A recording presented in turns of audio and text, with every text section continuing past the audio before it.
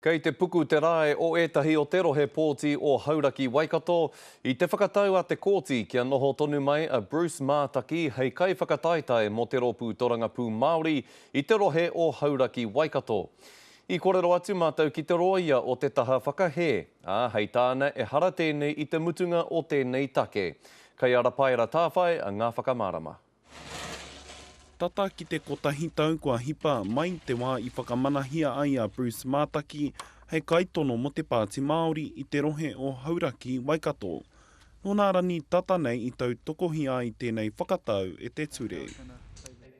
Kotahi wiki muri mai i te ekenga o Mātaki hei kaitono, ka kawea tēnei take ki te kōti teitei o Kirikiriroa i runga i te whakapāia etahi i hēnā hātepe i whāia i te Pāti Māori hei whiriwhiri i tō rātou māngai mo te rohe.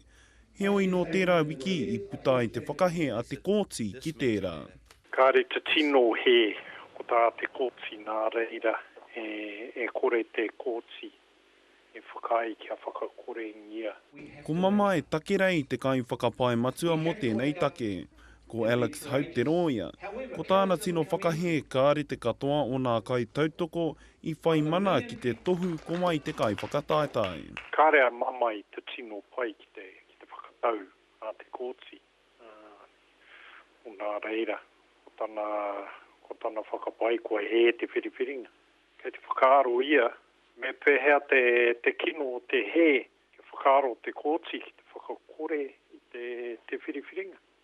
I kōrero a waia atu mātou ki a Bruce Mātaki, hei tāna kei te tino harikoa ia, a me neke whakamua rātou. Engari i te ahua nei, kaore pea e māmā te huarahi kei mua i te aroaro.